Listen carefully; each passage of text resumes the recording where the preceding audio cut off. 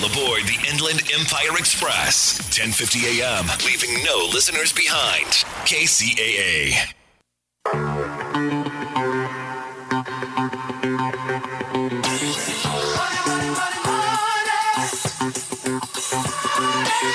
Welcome to Money Talk. I'm Jesse Torres. And I'm Aaron Michael Sanchez. All right, Aaron, Wednesday afternoon, 4 o'clock. You know what that means. Money Talk with Jesse Torres. Money Talk. So today we've got a great lineup.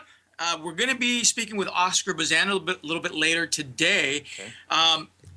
But before we bring in our main guest, what do you think about last week? I mean, last week we had Eddie Sal, the owner of Firehouse Chefs, on, and he was walking us through the process, bringing in folks. He brought us in as a radio show to kind of co-host there, or to host our show there. And during the whole week and the weekend, I was thinking, how great would it be, if all businesses sort of opened up their doors and brought shows like ours onto their premises. I mean, a lot of these businesses, and Eddie's, I'm sure, is going through the same thing, where they struggle to sort of bring folks in the middle of the afternoon in particular. Right. And so I was thinking, I mean, what a great idea to have radio shows like ours there. And so I guess what I'm kind of getting at is, if there are other businesses out there that are interested in having Money Talk with Jesse Torres, join them on Wednesdays at 4 o'clock. Let us know. Reach out to myself. Reach out to Aaron. You can find me on Twitter at JS Torres. And Aaron, where do we find you? You can find me everywhere: Facebook, Instagram, Twitter, Aaron M. Sanchez. Yeah, and so so we are willing to travel, particularly if you have a nice bar like they had there last week. I don't know if great burgers. Oh, great burgers! If you were on our Twitter feed afterwards, you were able to find some great photos of us enjoying a great dinner and a couple glasses of wine. So I'm just putting that out there, Aaron, for the folks listening to see if they'd like to have Money Talk there. I like it because we can travel to any of Southern California, Los Angeles, Orange County, San Bernardino, and what a great facility to be able to bring entrepreneurs onto the show, especially when they come in and on location. Exactly. It's great. It's always great to, we focus on entrepreneurs, we focus on small business, and it's always great to sort of have, give the opportunity to an entrepreneur to sort of display what they have going on in their business, whether it's an office, whether it's a restaurant, whatever it might be. And so along those lines then, Money Talk is coming to you live from Riviera Village in Redondo Beach, from the offices of Mr. James Corzini. James, welcome, and thank you for hosting us. You're welcome. And so James has an insurance company. And so, James, why don't you just, really briefly tell us a little something about what it is that you do? What we specialize in, and over the years I've been in business for about 27 years, but we specialize in writing commercial business. And if anybody needs any help with anything, we can highly educate people. And great. So where do they reach you? Real quickly, where do they reach you? Area code 310-540-7008. We'll be more than happy to help you. Fantastic. Well, thank you, James, and thank you for hosting Money Talk. Thank you. All right, Aaron. So we have on the show always entrepreneurs, and one of the issues that they always struggle with is staffing. We've had we've had folks come on that have literally told us it's hard for me to keep employees. You're much younger than I am. I actually don't even know if you technically fall into the millennial category, but we've been told by a lot of these folks that it's just hard to keep them because I'm the Y generation. They're just so, and I don't know if scattered is the right way to describe it, but okay. But it seems like it seems to older folks like me that they just can't focus, but apparently it's more than that. And so hiring and keeping these millennials has become quite a task. And so we're going to be speaking with Emily He. She is the Chief Marketing Officer of Saba software, which is an HR software in the cloud. And she's going to be telling us a little something about the challenges and the things that these entrepreneurs can do to keep these millennials employed and with the company. So, Emily, welcome to Money Talk. Thank you. I'm so excited to be on the show. No, we're excited to have you. Well, I can tell you, I'm especially excited. So, Emily, you are the Chief Marketing Officer with us. Is it Saba? Am I pronouncing it correctly? That is correct. Okay, so it's spelled SABA software, and so you run the whole marketing show over there. Why don't you spend a moment here, tell us about what you do and kind of giving us the 20,000-foot level of what Saba does. Yeah, so we've been around for 17 years, and we started as a learning management company. Now we've transformed to a cloud-based intelligent talent management solution provider, and our solution is used by leading organizations around the world. For example, IBM, Young Brand, U.S. Army, Wow. in all kinds of industries. And we really help the learning and HR professionals that manage their people. And our solutions support the end-to-end talent management processes, all the way from recruiting to learning to performance management, succession planning, workforce planning, and compensation. And your company, is what's called in the cloud. So it's an internet-based solution, right, where you log in and everything is stored in a server somewhere.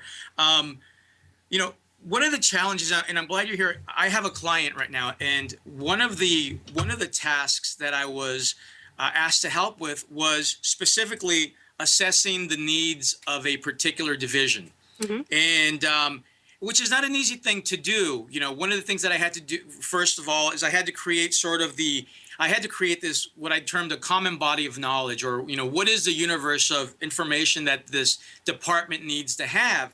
And then from there, I had to sort of drill down and begin assessing each employee in terms of what part of that common body of knowledge they possess, what it is that they need to learn, and how well they understand that. As I understand it, Saba does that type of process. Exactly. So we have been helping companies manage their learning process for a long time, and we've been tackling this problem for a long time. And the world of learning is changing very rapidly. So it used to be that learning is all about taking courses, and when an employee comes on board, you would prescribe or assign a bunch of courses to that employee to make sure that employee has the right skill set, and then as the employee evolves, they will be assigned new courses. But the world of learning is changing very rapidly, and statistics says 20% of the learning is formal learning, and 80% of the learning is informal learning. And people really learn through informal information sharing, through collaboration with other employees or partners and customers, or just through learning on the job. And we have a platform that supports all modes of learning, whether it's formal learning or informal learning. So in a sense, and the way you're describing this to me, it almost sounds like within the organization there is somewhat of a social network, if you will, the company's own, if you want to call it a Facebook or a Twitter, where the users, the employees, post information, things that they learned, maybe a video of themselves describing an experience with a customer or with a process. This kind of takes me back, in a sense, to the earlier days of intranets, back in the early 90s and the mid 90s, when we were exploring with the internet and internet technology. A lot of companies would create their own networks within their own worldwide based networks, in other words, browser based networks that they called intranets, where all this sharing went on. It sounds like this is sort of a version 2, 3, or 4.0 of those early social nets within the company. Exactly. So the difference between an intranet and a learning platform is the intranet is where you publish kind of officially sanctioned information. At any point in time, you would have product information, company information, customer information, maybe information about the partner, about technology. You want all the employees to have access to. In the meantime, there is so much information that employees want to share among themselves. And as you said, people can learn on the job, and then they generate their own content, whether it's blogs or maybe they create a video to share about their job function, or they share their customer stories and their success stories. And you want this information to be accessible across the company. And sometimes this type of content is the most reflective of the leading edge technology or bleeding edge knowledge. And we have a platform that allows employees to really share that type of content. So I understand one of your marquee clients is the Guitar Center. Yeah, right. Can you they're sort of awesome describe? customer. Yeah. Can you sort of describe, what types of solutions you've provided for their employees there? Because Guitar Center seems like such a unique organization. I mean, it's a business, but it's also a bunch of musicians or artists, and and in many cases you have these musicians and artists that are also acting as the business people or the salespeople. I mean, it seems like a real challenge to sort of create a platform there that kind of consistently captures the essence of that company. How did you, or how have you gone about to create a solution for a company as, I term it complex, as the Guitar Center? Yeah, we're so proud to be partnering with the Guitar Center. They're one of the amazing customers we have, and we've learned so much from them because of the profile of their employees. At the very beginning of the show, you were talking about the millennials, and we are designing our solutions specifically to cater to the millennials. And to use Guitar Center as an example, as you said, a lot of their employees are musicians. So they're highly independent. They want autonomy, and they want the freedom to experiment and try different things. And they also have a hunger for learning. So when they learn about their products, they learn very differently. They learn through their social network. They also are very vocal about their products. So you want to get them excited about the products so they can be your brand advocate on social media.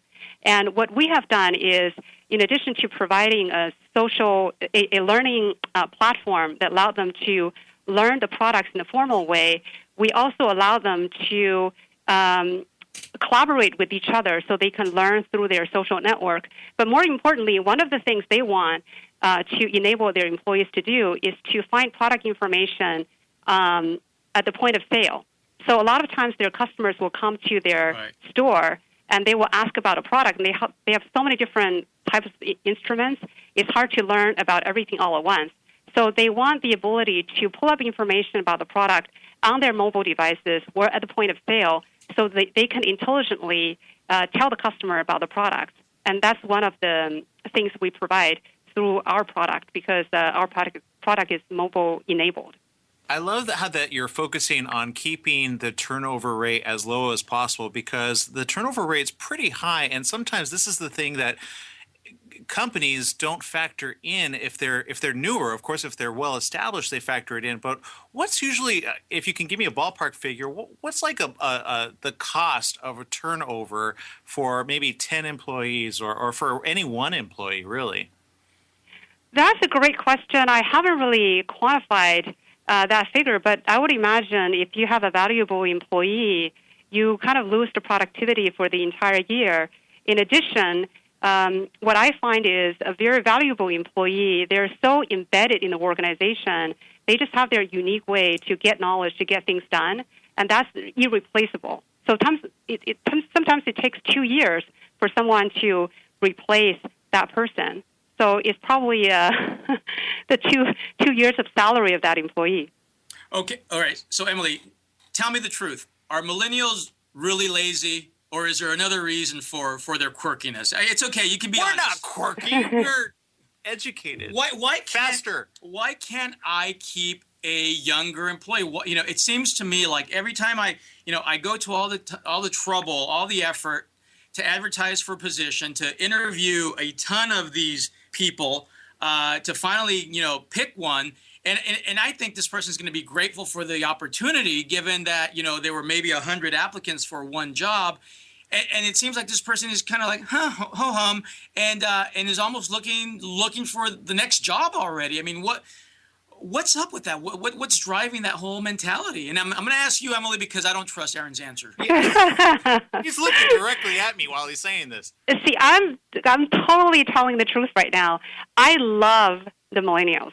I love having them in the organization. I actually make an effort to recruit millennials into the organization because I believe we need to be in touch with our customers, and our customers are dealing with the same issue. They are dealing with millennials coming to the workforce, and they're grappling with the same thing. And I love millennials because they have such a great sense of passion. They're looking for a sense of purpose. They want to connect to the cause of the company. And I think they're very soulful because they're looking for something other than just money and a job. They also are highly independent. They want the freedom to experiment. They want to try different things. The one thing about millennials is that they are very needy, so they do want a lot of feedback. They want a lot of feedback. They want to know what's going on. They want to know how they're doing, and they want to continuously improve. And the reason I like about the millennials is they challenge the existing organizational structure and the existing organizational thinking we have around how to run a company. And recently, I read this great book, The Alliance by Reid Hoffman, and I was really, really inspired by the book. And the essence of the book is the traditional relationship between the employee and employer is changing. Now, when an employee comes to work, he's looking for sort of a 2-year stint where he can learn some new skills, and he or she is looking to build his or her own brand. And the company somehow has this perception that this person will be here forever. So what the book is recommending is when you hire millennials to come on board to work for you, why don't you have an honest conversation with that person and say, hey, I understand you're trying to learn something. We have this need. So let's build an alliance. Let's build a 2-year plan so that we clearly understand what each other need and what we can get out of each other. And after 2 years, let's have another conversation about maybe there's something you want to do here, or maybe there's something you want to do outside the organization. But hopefully we can reach an agreement so you can stay here. So I think there's a way to retain the millennials, but you need to have a very different type of conversation. Right. So, well, let me ask you this question, and this sort of relates to one of the projects that I'm working on, and this particular unit that I described earlier. The end goal for a lot of these staff members, and they're all, I'd say, 90% of them are millennials. You know, they're probably, you know, at the oldest in this group is probably a 26, 27-year-old, let's say. And one of the objectives that the organization has is to put these individuals through a formal certification process so that every employee has this industry certification that then brings greater value to the organization, because those looking at the organization from the outside that see a high certification rate say, hey, these guys they all know what they're doing. They're all certified, on and on and on. Well, you know, it takes 2 years roughly for an employee to gain the experience on the job to be able to sit for the formal exam. It seems to me that, so I'm already working with a bunch of millennials that have a 2-year horizon to begin with, and it takes 2 years to prepare themselves. So how can I sort of protect this client from having to pay the thousands of dollars to get these folks certified, and then have them turn around and leave and say, okay, thanks for the experience, I'm on to the next job, and walk away with not only the certification but leave the company certification less? You know, I mean, can you provide any advice on how to handle something like that? Yeah, sure. It's interesting that you say that, because a lot of our customers are dealing with the same issue, and they're coming with different solutions. So I don't think I have the right answer, but I can tell you some examples. I think it really depends on which industry you're in. In some industries, certification is a requirement. So before you perform your job, you have to be certified. For example, if you work in a hospital and you're a nurse, you're supposed to be certified on an annual basis before you can perform your job. So in that scenario, you have no option but to put the employee through the certification program. I remember talking to IBM, which is also one of our customers. They had this same issue. So they're trying to bring a lot more millennials into the workforce, and they have a very good development program that's very comprehensive, and it takes 2 years for someone to go through the certification program or the training program. But after that, the employee will leave, like you said. And what they have done is now they're kind of charging for the certification program. And the employee, if the employee happens to leave within a certain time frame, they would ask the employee to pay back that money, because the assumption is, you know, I invested in you, and you should invest in me accordingly. And if you fail to do so, then we ask you to pay us back. But I think maybe a better way is to have that conversation with the employee and say, hey, we're here to develop you. We want to invest in you so that you have these skill sets and you can perform your jobs better, and your skills are transferable to other companies. But in return, we need a commitment from you. So once we put you through the certification program, perhaps we can explore opportunities for you to stay in this company longer. But to do that, you also have to provide the flexibility or talent mobility within your company. Right. Well, and that makes sense. I think it makes a lot of sense to say, hey, stick around. If we pay for your certification, it's adding value to you as an individual, as a professional, but stick around for a while. And if you leave, we'll take it out of your last paycheck or, something along those lines. I mean, that seems to be a fair deal. I wanted to kind of touch on another subject. I had been reading an article, and it actually described your software. And it sort of described it along the lines of Match.com or those dating site softwares that match two different individuals. Can you kind of speak to the type of I guess the term is predictive analytics that your software performs to sort of be able to match an employer with an employee rather than having to go through the traditional process of really guessing and waiting to see if the partnership works out? Right. So this is the latest innovation we've embedded in our product, and it's based on machine learning and big data. And we have a personification of this piece of technology. We call it the intelligent mentor. And when you log into your application, you literally have this little person who's sort of your mentor and working with you to recommend either courses you should be taking or people you should be connecting with, or content you should be reading. And the idea behind this is each person is a little bit different, and your job function keeps evolving. So your learning needs are going to evolve based on the job function you're performing or what other projects you're working on. So behind the scenes, when you are working using our system, you're taking classes, you're reading documents, you're connecting with other people, or you have certain job functions, the data, we're gathering the data, and based on the data, we look at what other employees are doing. We make recommendations to you so that you can have more opportunities to better yourself through connecting with other people, or maybe reading content that you otherwise wouldn't have known about, or taking classes that you otherwise wouldn't know about.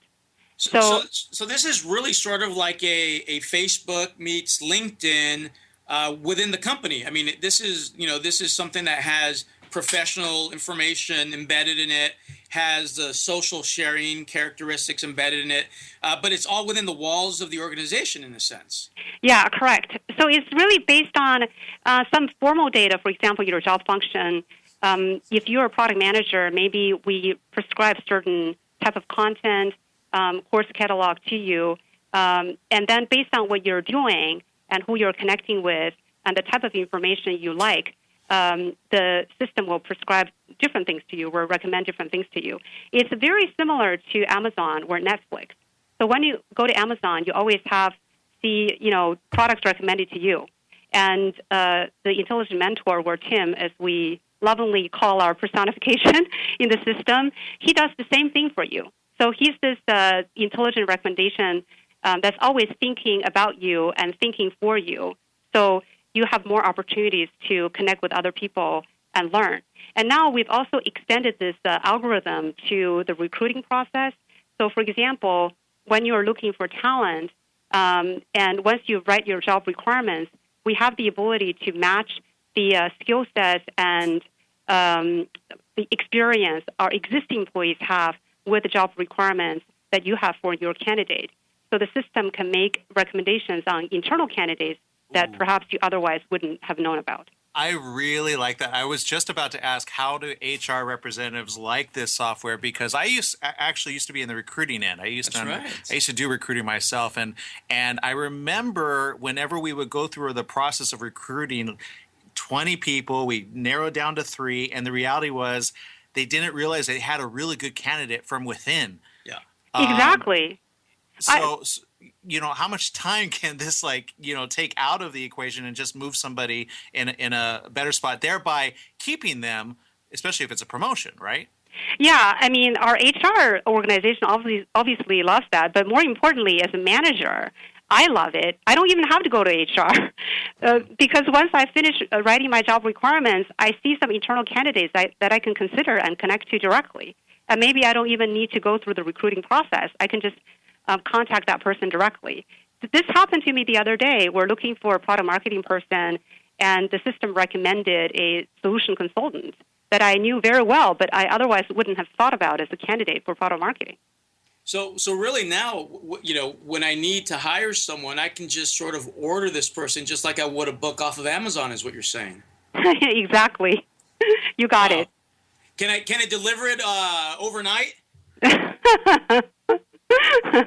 Why not? This is really cool. So okay, so we've only got a few minutes left here. Emily, we spent a little bit of time talking to millennials, but it's something that is incredibly important to a lot of our entrepreneurs because obviously, as the boomers are retiring, they're heading out into the sunset. They're going, they're going and doing their own things, eating bonbons and sipping Mai Tais on the beach. The new generation obviously is a younger generation, and they have an entirely different mindset. And a lot of these entrepreneurs, they don't have the millennial mindset. So what tips, what bits of advice would you give to an entrepreneur on how to best, manage the hiring process of millennials, and then how do you keep them? Because it seems like that's probably just as difficult of a task.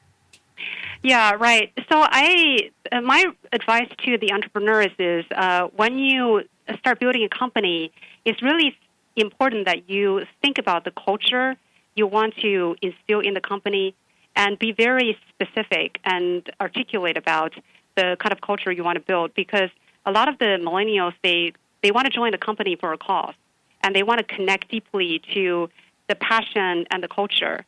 So as part of the recruiting process, it's important for you to describe the type of company you want to build and use that to inspire the millennials to join the company as well as staying there longer. The other thing I would suggest is to have an honest conversation with the millennials, because that's what they want.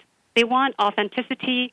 They want this a sense of honesty, and they just want to have a candid conversation with you about where they want to go with their career, the kind of learning they want to have. And if you keep that conversation continuous, then you don't wake up one day and have the employee come to you and say, guess what, I'm quitting because I found a better opportunity. So it's all about continuous conversation and exploration. The other thing I would recommend to the entrepreneurs is maybe it's just the easy thing is to kind of adjust your expectation. And I look at the millennials as a long-term relationship. And a lot of millennials, they kind of move around. And recently, at Saba, we've had a huge amount of transformation because we have a new CEO. So everyone is really, really excited about being here. And a lot of our employees came back. And They came back because they're inspired by the company and the kind of culture we have now, and they want to be part of it. So even though maybe in the short term, the millennial, your millennial employee may leave the company and want to try something different, it's not to say that person won't come back and join the cause. So I think with the millennials, you just look at it as a long-term relationship instead of a short-term agreement between an employer and employee. I'm glad you're bringing that up. I actually just had a friend leave a job about a month ago, but she wants to go back because the other opportunity she moved to wasn't quite what she thought it was. And had they, sometimes the employee or the ex-employee kind of has this, I don't know if I should go back. How do I approach it with my previous employer? But the reality is the previous employer may want them back. Exactly. And I think as an employer, you want to set that tone. So you need to manage your the onboarding of the employee in a way that facilitates long-term relationship. But when the employee leaves, how you manage the exit will determine whether that employee will come back. And if your tone is, hey, I'm investing in you as a person, I want to keep a long-term relationship, when the next job doesn't work out, that employee will come back. That's great. That's great. So, Emily, if there's a company out there, a manager, a CEO, an entrepreneur interested in learning more about Saba software, how can they get in touch? Go to Saba.com. We have a lot of buttons you can click to contact the company, but more importantly, they can come to me directly. So my email address is really simple. It's ehe@saba.com, and I'm on Twitter, I'm on LinkedIn.